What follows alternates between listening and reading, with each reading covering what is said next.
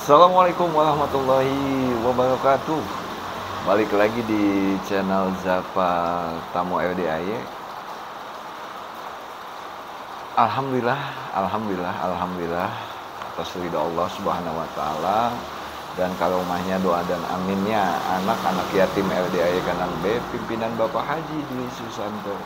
Yakin seyakin-yakinnya hajat-hajat Bapak Ibu, hajat-hajat kita semua pasti Allah ijabah, pasti Allah kabulkan, amin. Di kesempatan ini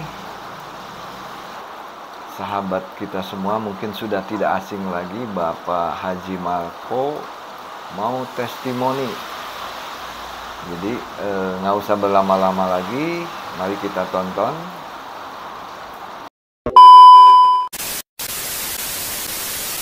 Sebelum kita lanjut ke testimoni berikutnya, Pak Haji Marco, ini masih Pak Haji Marco. Mungkin Bapak Ibu sudah ada yang tahu siapa Pak Haji Marco, tapi mungkin sebagian belum tahu itu siapa sih.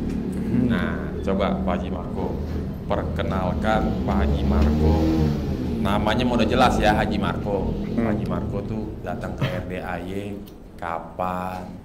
Dulu anugerahnya apa, terus ngelakuin apa sampai alhamdulillah satu persatu terkabul.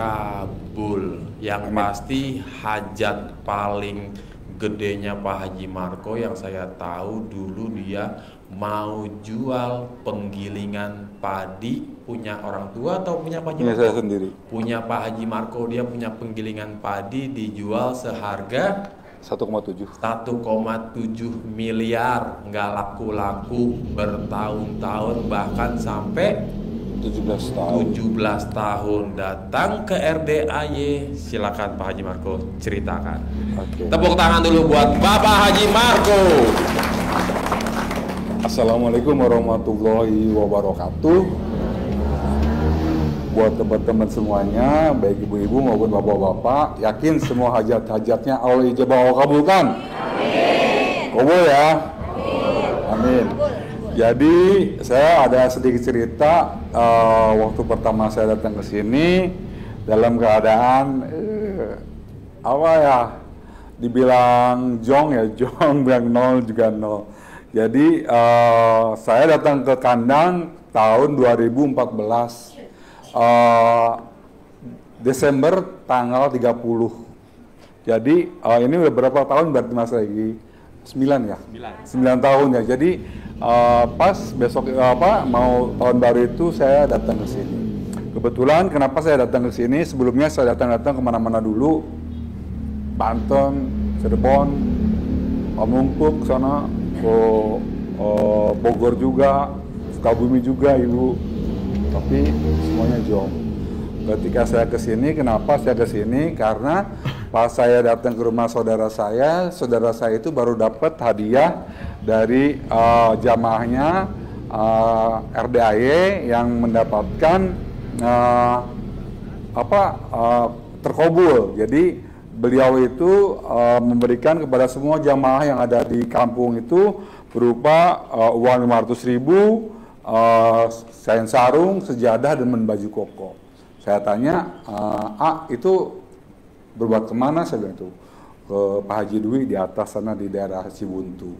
Terus hajatnya apa? Saya bilang itu. Oh dia ingin jadi orang kaya, tajir melintir. Jadi beliau itu datang ke kandang, sedekah, ijab seperti biasa, lalu dapat proyek yaitu membuat tas untuk jemaah haji seluruh Indonesia, karena beliau di sini itu membuat kerajinan tas yang KW-KW itu ya Bu. Jadi sampai sekarang masih dan menjadi orang terkaya di daerah sini, di daerah daerah Cikampek. Jadi saya tertarik datang ke sini. Pas saya datang ke sini, Pak Haji bilang, lu dapat dari siapa Haji? Saya bilang, saya cerita seperti itu. Oh iya, itu pasien gue gitu. Jadi kata Pak Haji, lu berani nggak? Kalau lu punya hajat, harus berani di sini. Karena hajatnya ekstrim, harus ada sedekah ekstrim, sama yakinnya ekstrim juga. Saya bilang, Pak Haji, saya hajatnya cukup ekstrim buat saya, yaitu saya ingin menjual bagian padi saya sebesar 2M. Terus kenapa mau dijual? Karena di tempat saya itu udah nggak ada lagi sawah, adanya perumahan-perumahan. Ada juga kadang-kadang singkong atau ubi, jadi padi itu udah jarang. Jadi saya udah mau jual tuh udah lama, tapi nggak laku-laku. Saya nyerah kemana-mana, alhamdulillah saya jadi tahu.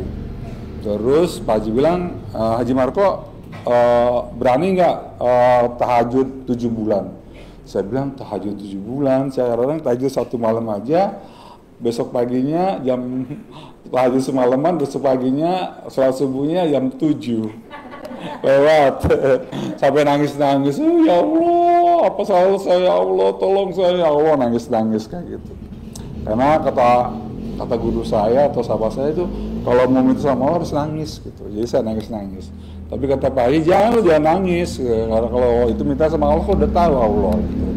Jadi Pak Haji bilang ada apa?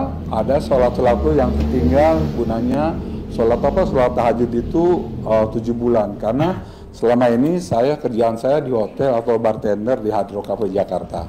Jadi ketika orang-orang pada sholat, saya lagi bikin minuman buat orang-orang banyak. Dan alhamdulillah rezekinya ada. Terus saya juga nggak punya uang waktu itu. Saya tanya sama istri, Mama, kita kan mau sedekah ekstrim, ibadah ekstrim juga hajatnya ekstrim. Gimana kalau mobil kita yang Suzuki sama Grand Max kita kasih aja ke kandang? Di sini bukannya saya ngasih ke kandang itu buat Pak Haji dulu ya, karena Pak Haji dulu udah banyak mobilnya, tapi saya kasih untuk anak yatim, untuk antar jemput anak yatim. Jadi kata Pak Haji, boleh itu nanti gue bantuin supirnya sama apa dimodif lagi, jadi bukan mobil nggak pakai terpal, tapi dikasih terpal dan dikasih bangku. Alhamdulillah saya sedekah 2 mobil ke kandang, tapi sesuatu yang kita anggap itu bagus, tapi ternyata saya dihujat sama bapak saya. Haji, bener mana kamu ngasih mobil ke Haji Dwi 2 unit? Iya, saya itu. Langsung dia bilang, istighfar sih, istighfar, ya Allah, gitu langsung dia langsung dilibahin tuh gitu langsung. Ya Allah Bapak, saya kan niatnya mau itu istighfar sih ya. Ini kan zamannya, maaf ya, zaman sekarang ada sedekah seperti itu benar-benar ekstrim gitu kan. Emangnya lo aja ya sedekah ya anak yatim aja, di sini juga banyak yatim gitu. Terus emangnya adik-adik lu juga pada punya mobil semuanya? Enggak kan gitu. Tapi saya bilang, Pak, doain aja Pak, saya mau sedekah itu karena ada hajat yang saya inginkan. Terus ya terserah lu aja gitu, marah-marah. Terus sampai beliau tuh nggak datang ke rumah saya. Terus ketika mulai 7 bulan, istri saya udah mulai, Pak, ini kan tahajudnya udah hampir 7 bulan nih, mana nih Pak gitu. Istri saya udah mulai ngomong, apalagi kita mulai harus bayar listrik, anak-anak sekolah, belum bayar yang lainnya. Terus mana Pak gitu. Terus saya bilang, mah kita harus nggak boleh ngarep kapan gitu. Kita kan butuh proses sama waktu gitu. Tapi istri saya bilang tuh, pokoknya harus datang ke Haji Dwi. Akhirnya saya datang ke Haji Dwi, Pak. Datang ke Haji Dwi, kata Pak Haji Dwi, Haji Marco, muka lu muka berak banget sih lo gitu. Karena saya lagi marah gitu sama istri. Terus iya Pak Haji, habis istri saya nanyain, ini kok belum terkabul gitu kan.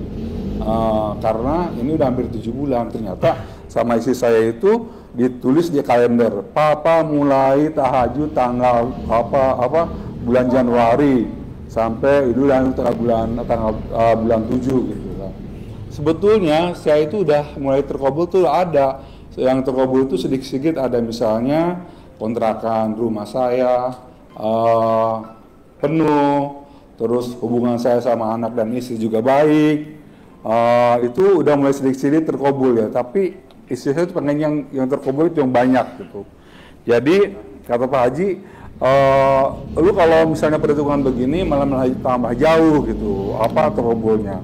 Jadi Pak Haji bilang itu lu liburan dulu aja deh gitu. Saya bilang liburan gitu, sedangkan kita nggak punya uang ya gitu. Ternyata Pak Haji bilang liburan dulu loh, nanti biar dikabul gitu, biar lu senang, biar lu hati lu senang, rezeki lu datang gitu. Ternyata alhamdulillah seminggu sebelum selesai tahajud, saya ditelepon sama mantan bos saya di Swedia bahwa ngajak untuk pergi jalan-jalan ke Eropa, keliling Eropa selama 45 hari. Karena saya bilang, saya sekarang itu lagi ada kegiatan membantu sahabat saya untuk anak-anak yatim yang tidak punya ayah. Kata beliau, bagaimana kalau liburan selama 45 hari? Saya bilang, saya nggak punya uang gitu. No problem, asuransi, tiket, pesawat semuanya saya yang tanggung, termasuk hotel gitu. Jadi saya datang ke Pak Haji, saya mau liburan dulu ke Eropa. Ya pergi aja lo gitu. Gimana ya saya? Terserah gitu tuh.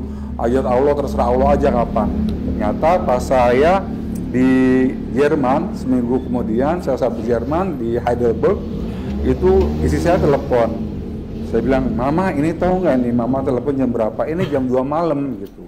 Enggak Pak, ini ada orang nanya apa? Panggilan Bapak tuh berapa menjualnya?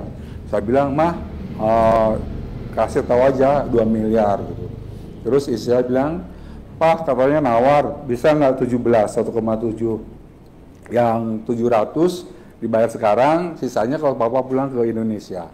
Jadi alhamdulillah tanah saya itu, penggilingan padi saya itu udah laku akhirnya selama 17 tahun yang selama ini udah kemana-mana, saya udah nyereat kemana-mana. Alhamdulillah kita jual, dan Pak Haji bilang, saya bilang Pak Haji saya jual aja itu 1,7. Saya bilang, Pak Haji bilang nggak lu kasih harga yang 2M. Saya bilang nggak apa-apa deh, saya bilang gitu. Terus ternyata betul ya kalau Pak Haji, ketika kita senang lagi libur di Eropa, itu kita lagi senang, terus rezeki datang. Kalau kita lagi sedih, rezeki malah pergi. Jadi usahain bapak-bapak sama ibu senang hatinya ya kalau ingin rezekinya datang. Jangan ngeluh, kapan ya Allah, sampai di mana ya Allah, berapa duit ya Allah, tolong ya Allah gitu. Jadi kita jadi diusahain jauhin kayak kata seperti itu. Diganti dengan syukur, ya Allah terima kasih banyak ya Allah, kalau atau penggiliran itu memang belum laku berarti milik saya kuat, saya bilang gitu. Jadi kalau memang penggiliran itu bukan milik saya, secepatnya laku gitu. Kalau anaknya yatim, amin gitu. Alhamdulillah itu laku. Dan semuanya butuh proses, butuh waktu ya Pak. Jadi jangan datang ke sini udah mentok banget terus pengen cepet-cepet ke kabul. Karena ini datang ke sini itu bukan seperti kita beli online. Kita belanja, kita transfer 2-3 hari langsung datang nyampe. Itu enggak juga di sini. Karena di sini itu kita pertama cari ridhonya Allah, dan kita nggak tahu sedekah kita tuh ada unsur ria atau apa. Kadang-kadang kita ngasih 10 juta, kadang-kadang wah gue ngasih 10 juta pasti gitu. Ternyata menurut Allah lain lagi. Jadi seperti kita sholat fardu, kita nggak tahu sholat kita itu diterima nggak atau enggak sama Allah. Yang penting kita kerjain. Masalah kita diterima atau enggaknya, yakin aja kita bawa sedekah sholat kita Allah terima, walaupun kita nggak tahu kekurangan sholat itu apa. Begitu juga sedekah kita. Kalau kita sedekah jangan sampai ada unsur ria, misalnya wah pasti terima nih, gue ngasih terbaik nih gitu, pasti cepat terkabul. Jadi yang ngabulin itu Allah. Jadi kita datang ke sini seperti kata Mas Regi, datang ke sini jangan pengen ketemu Pak Haji Dwi niatnya, atau pengen kebayar utang, atau pengen ketemu sama ibu yatim atau anak yatim sini, tapi niatnya dengan niat ridho Allah, mencari ridho Allah. Karena itu berarti ada nilai ibadah yang setiap langkahnya itu kata Pak Ustadz bisa ada 10 kebaikan. Kita bayangin misalnya dari Tangerang sampai sini berapa langkah, walaupun naik pesawat atau naik mobil, naik motor, itu insya Allah itu perhitungan Allah nggak ada yang salah.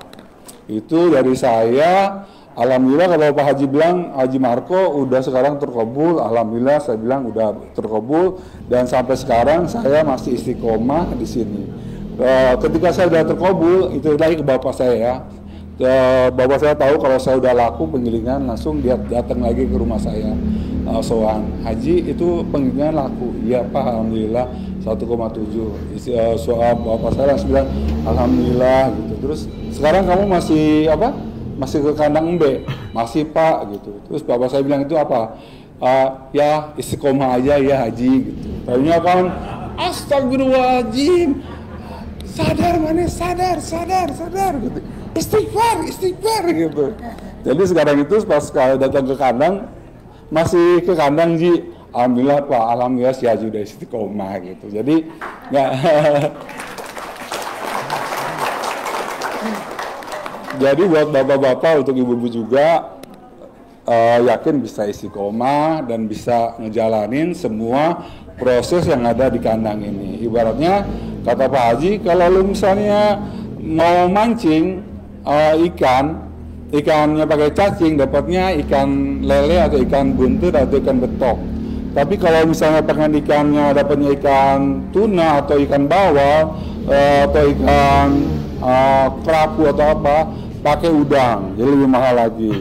Terus kalau pengen mancingnya dengan dapat ikan paus, pakai ikan tuna. Jadi seperti di sini banyak banget sahabat-sahabat sini.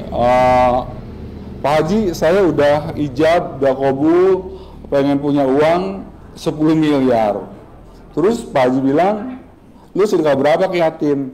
100.000 Pak Haji. Itu jomplang banget ya. Jadi usahain sih biar balance ya, kita juga belajar juga tentang sedekah.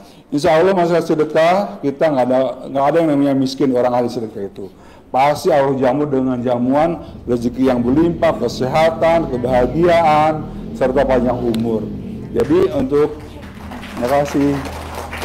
Jadi untuk sahabat-sahabat semua senantiasa semangat. Orang maaf ya, orang yang beda agama aja yang suka datang ke sini ada beberapa yang Hindu, Katolik, Protestan, malah yang kepercayaan juga ada terkabul. Kita yang punya Allah, yakin ada Allah dan kita kerjain sholat tahajud, mandi, senyum dan juga sedekah, kenapa enggak gitu? Mereka bisa. Allah kan Maha Rahman Rahim ya. Jadi Allah pasti ngasih rezeki buat orang-orang seperti kita ini. Dan biasanya kalau yang saya alami itu ketika mau terkabul itu betul-betul kita benar nyungsep banget Pak. Jadi kita nggak punya uang sama sekali. Saudara pada jauh, orang tua pergi, terus mau pinjam kemana-mana susah. Akhirnya kita ngarepin ke orang. Jangan sampai ngarepin ke orang, karena ngarepin ke orang itu siap-siap aja kecewa. Jadi ngarepnya tetap ke Allah. Pokoknya Allah. Kita datang ke sini hanya mencari ridha Allah. Itu bapak-bapak, Mas Regi udah mulai gitu? Lanjut? Belum. Jadi buat bapak-bapak ibu yakin kalau kita datang ke sini, pertama tempat ibadahnya ada, mentornya ada Pak Haji Dwi, yatimnya ada, terus ibadah-ibadah yang kita lakukan di sini ada, terus orang-orang yang terkabul juga ada. Insya Allah bapak-bapak, ibu-ibu semuanya nggak salah datang ke sini. Pokoknya yakin. Kata Pak Haji kan sedekahnya ekstrim, ibadahnya ekstrim, yakinnya ekstrim. Mungkin bapak-bapak udah pada tahu tentang sedekah ekstrim dan sedekah ekstrim, ibadah ekstrim udah pada tahu. Mungkin bapak-bapak gimana caranya supaya tuh yakinnya ekstrim? Artinya ya gue yakin banget, gue tuh yakin gitu. Di sini ada sedikit trik-trik sendiri buat saya yang bisa bapak ibu contoh. Misalnya gini ya, saya yakin bahwa semua hajat saya Allah ijabah, Allah kabulkan. Tapi ini hati kita, ini pikiran kita. Jadi ini hatinya di sini yakin, tapi pikiran muter terus akhirnya loading terus nggak nyampe nggak yakin akhirnya. Jadi usahain antara hati sama pikiran kita sinkron ya. Jadi pas loading itu muter-muter udah nyampe gitu. Caranya kalau perlu saya itu sharing sama ibu bapak. Caranya begini ya, yakin kita udah melakukan ibadah, sedekah, dan juga kita udah mengurangi sifat-sifat kita yang 18, yang jelek 18, yang terlarang. Sifat-sifat yang 18 itu susah banget dibuang ya, itu kayaknya udah ada dari sananya. Jadi palingnya kita kurang-kurangin ya, kurang ngerumpi atau ngomel, sedih, bingung, cerewet, jangan seperti itu. Jadi paling-paling kita kurangin. Untuk belajar tentang yakin, misalnya begini ya, gue yakin atau maaf ya, saya yakin besok pagi semua hajat saya Allah ijabah kabulkan. Kita yakin dari semalam ini begitu ya. Terus ketika yakin siang pagi itu kita sudah ijab seperti itu. Kalau saya biasanya itu dulu ucapkan dulu 99 kali alhamdulillah, alhamdulillah. Ibu bapak supaya nggak salah bisa beli tasbih konter yang 10 ribuan itu karena nggak salah. Lebih baik lebih daripada kurang 99-nya ya. Jadi usahain dibaca 99 alhamdulillah dulu, baru yakin seyakin-yakinnya semua hajat saya Allah ijabah, Allah kabulkan. Dengan wasilah anak yatim Kandang B pimpinan dari Bapak Haji Dusanto, yakin hari ini pagi ini semua hajat saya Allah ijabah kabulkan, amin ya Allah gitu. Terus dan apabila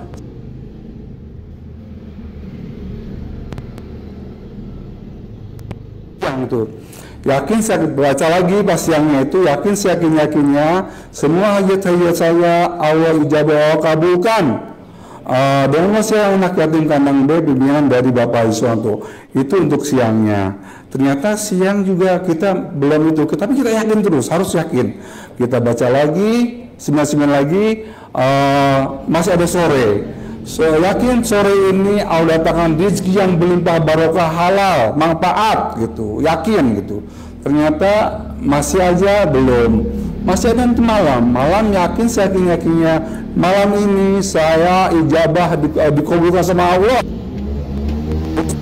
Yakin juga kok belum ada, tapi kita yakin lagi besok masih ada, besok yakin seyakin-yakinnya besok semua hajat saya Allah ijabah kabulkan. Terus saya sebut misalnya yakin di minggu ini saya terkabul gitu, atau yakin di bulan ini saya terkabul, yakin di tahun 2024 itu saya terkabul. Jadi